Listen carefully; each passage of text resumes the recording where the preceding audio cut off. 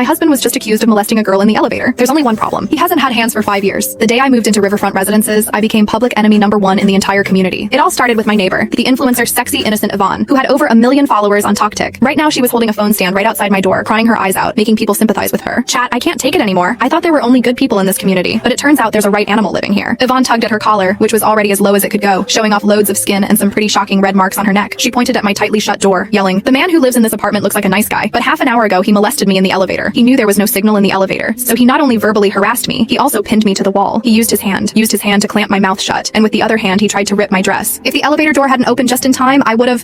At this point she seemed overwhelmed with emotion. She squatted down and started bawling. The live stream's viewer count skyrocketed to over 100,000. Comments flooded in filled with outrage. Outside, Yvonne's mother, Yvonne Shaw, turned up too. This old lady could act even better than her daughter. She banged on the door and wailed into a megaphone. "Open up! You have the guts to do bad things but don't have the guts to open the door? Look everyone! This is the animal living in Unit 2801. He harassed my daughter who just turned 20. What a scumbag. If you won't come out, I'll kill myself at your door." The noise was giving me a headache. I put down the hot towel I was holding and looked at my husband, Chris Gomez, who was lying on the physiotherapy bed and hooked up to a breathing machine. Though he could not speak, his eyes were full of worry. He seemed to have heard the commotion outside and was trying hard to turn his head. I gently patted his shoulder and said softly, "It's all right, just a few barking dogs. I'll handle it." Chris's body trembled. A pang of sorrow hit me. 5 years ago, in that mall fire that shocked the whole country, he went in and out of the mall 3 times as the fire brigade captain. The last time, to save a trapped little girl, he was hit by a falling beam. It not only ruined his face, but also took both his arms. For the past 5 years, we've been living a peaceful and comfortable life with the compensation money and the money I made from earlier investments. To provide him with a better rehabilitation environment, I specifically moved to this large apartment with a river view. Who would have thought that on the very first day we moved in, we would be framed like this? Molest, pin against the wall, hands all over? I smirked, my eyes turning cold. If they want to make a scene, then they better be ready for the consequences. I went to the entrance and swung the door open violently. The crying and shouting outside came to an abrupt halt. Yvonne did not expect me to open the door. She froze for a second, then shoved the camera in my face. "Chat, look, this is the pervert's wife. She finally shows herself." Jenny lunged at me like a mad dog, pointing at my face and shouting, "You shameless wench! Get your pervert husband out here. He touched my daughter. We won't let you off until you pay us $1 million